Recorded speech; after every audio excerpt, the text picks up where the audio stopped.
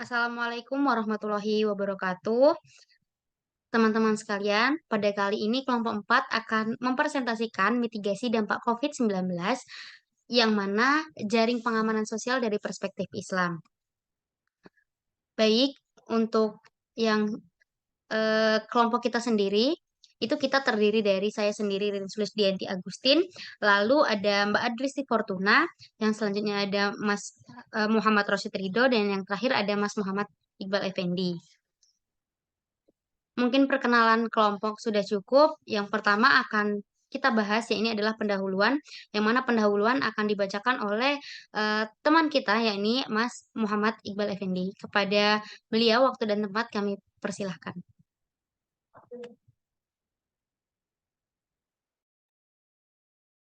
Pendahuluan. COVID-19 telah memberikan dampak yang besar bagi masyarakat Indonesia. Dampak dari COVID-19 ini ya, tidak hanya pada bidang kesehatan dan medis, tetapi juga pada aspek lain yang menyebabkan pertumbuhan ekonomi Indonesia mencapai pertumbuhan negatif pada triwulan 1 tahun 2021, 0,71%.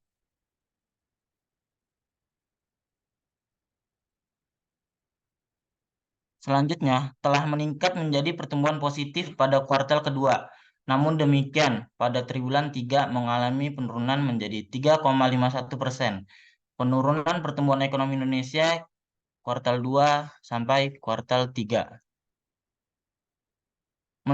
Menanggapi wabah pandemi, pemerintah Indonesia telah menerapkan beberapa strategi jaring pengaman sosial atau SSN untuk mengatasi permasalahan yang terdampak oleh COVID-19 ini, seperti bantuan kesehatan, bantuan tunai, program Keluarga Harapan atau FHP, subsidi listrik, dan program Kartu Prakerja untuk mengurangi dampak sosial ekonomi. Selanjutnya, tinjauan pustaka. Yang pertama ada Social Safety Net atau SSN, itu singkatnya. SSN ini merupakan program yang bertujuan untuk melindungi masyarakat, khususnya kelompok rentan dengan menjamin kesejahteraan sosial. Program SSN yang ideal harus mempertimbangkan berbagai faktor, antara lain kondisi ekonomi, politik, budaya, dan demografi.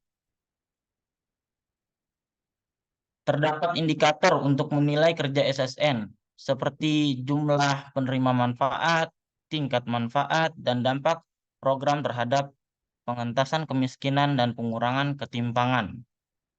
Program SSN ini juga bertujuan untuk mengurangi kemiskinan, dan bentuk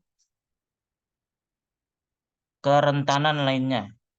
Oleh karena itu, pemilihan program dan pelaksanaannya sangat penting untuk memastikan bahwa program tersebut tepat sasaran dan memberikan manfaat jangka panjang. SSN merupakan salah satu komponen dasar negara Indonesia, yaitu UUD 1945, dan turut serta dalam mewujudkan pembangunan yang adil dan merata. Maka dari itu, penguatan SSN di masa COVID-19 ini sangat penting dan harus dilakukan secara komprehensif dan holistik, mulai dari sasaran penerima bantuan hingga penyaluran bantuan. Yang kedua, ada social safety net dalam perspektif Islam. Dalam Islam, SSN dapat berbentuk bantuan konsumtif dan produktif. Misalnya, sebagai SSN dalam Islam, zakat memberikan bantuan baik konsumtif atau manfaat jangka pendek maupun produktif manfaat jangka panjang. Dari perspektif Islam, pembentukan program SSN dapat menerapkan konsep maqasid al-syariah, tujuan Islam sebagai indikator keberhasilan. Maqasid al-syariah adalah instrumen yang digunakan untuk memvalidasi kesesuaian program informasi Islam dengan prinsip-prinsip Islam. Yang selanjutnya, ya ini adalah metode penelitian, yang mana eh, metode penelitian akan dibacakan oleh saudari kita, yakni Adristi Fortuna. Kepada beliau, waktu dan tempat kami persilahkan. Baik, metode penelitian ini menggunakan pendekatan kualitatif menggunakan teknik Analytic Network Process atau ANP, wawancara mendalam, dan Focus Group Discussion atau FGD sebagai data primer dan literatur review sebagai data sekunder. Dalam penelitian ini, para informan dibagi menjadi 4 kelompok, yaitu kelompok akademisi yang berisi para pakar Indonesia di bidang objektif Islam dan makroekonomi, regulator berisikan DPR dan Kementerian Sosial, praktisi berisikan para informan yang bertanggung jawab langsung dalam pelaksanaan program jaminan sosial, dan asosiasi yang diberikan informan terkait dengan organisasi yang melaksanakan program SSN. Teknik ANP sendiri memiliki 3 langkah, yaitu dekomposisi, perbandingan, dan analisis. Next, Mbak. Selanjutnya ada hasil penelitian. Berdasarkan informasi yang diperoleh dari diskusi kelompok terarah, wawancara mendalam dengan para ahli dan penelitian sebelumnya. Beberapa solusi diusulkan untuk mengurangi dampak pandemi COVID-19, yaitu ada 2. Prioritas solusi menurut kelompok ahli hasil dan prioritas solusi menurut semua.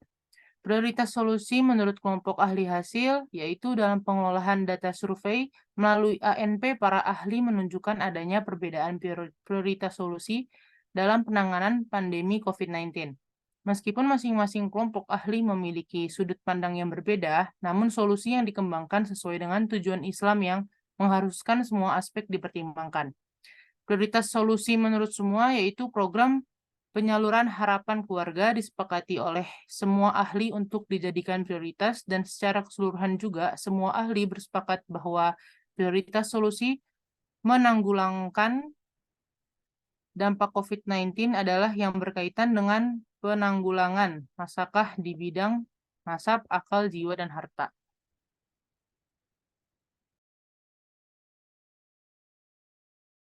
Baik, yakni selanjutnya adalah pembahasan, yang mana pembahasan akan dibawakan oleh teman kita, yakni saudara Muhammad Rashid Ridho.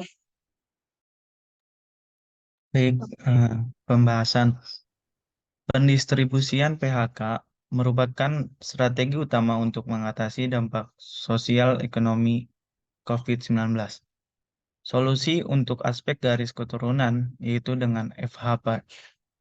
Tujuan utama FHP adalah solusi untuk aspek garis keturunan yang bertujuan untuk menghapuskan kemiskinan dan memberikan akses ekonomi, pendidikan, dan perawatan kesehatan, serta banyak program jaminan sosial lainnya.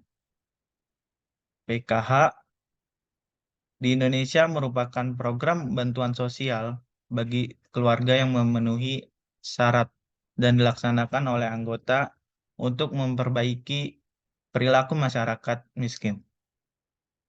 Next. Penelitian. Perencanaan program pembelajaran sangat penting karena pendidikan sangat penting untuk memastikan kualitas sumber daya manusia dan mengurangi kemiskinan. Untuk memastikan sektor pendidikan terus berjalan saat COVID-19, pemerintah harus menyusun program penyelesaian kurikulum serta penyediaan fasilitas pembelajaran daring yang layak sebagai SSN. Bagian dari penyediaan layanan konseling itu sangat penting dalam menangani pasien COVID-19 dan mengedukasi masyarakat tentang COVID-19, dan juga dapat memberikan berbagai pelatihan ekonomi. Selama pandemi, terjadi peningkatan permintaan barang-barang yang tertentu yang berakibat produk menjadi langka, sehingga pemerintah harus melakukan. Yang pertama, yaitu melaksanakan program ketahanan pangan untuk memastikan pasokan dan distribusi pangan yang memadai. Lalu yang kedua, meningkatkan literasi terkait akses layanan kesehatan. Baik, Dari penjelasan sebelumnya, maka dari kelompok kita mengambil kesimpulan bahwa dalam tujuan Islam, maslahah adalah kunci utama yang dapat dicapai dengan melindungi 5 aspek yang terkandung dalam maqasid syariah, yaitu perlindungan terhadap iman, jiwa, pikiran, garis keturunan, dan yang terakhir adalah kekayaan. Berdasarkan hal tersebut, penelitian ini menekankan pada program SSN, ini lebih dikenal dengan jaringan pengamanan sosial, yang mana studi ini terbatas pada negara Indonesia yang memiliki karakteristik yang berbeda dengan negara lain. Penelitian ini lebih lanjut diharapkan dapat menjadikan perbandingan hasil dengan negara lain, namun penelitian ini tetap menawarkan analisis yang lengkap dengan melakukan identifikasi solusi prioritas dalam semua bidang berdasarkan tujuan Islam. Mungkin cukup sekian dari kelompok 4. Kurang dan lebihnya mohon maaf. Apabila ada kesalahan mohon dimaafkan. Wassalamualaikum warahmatullahi wabarakatuh.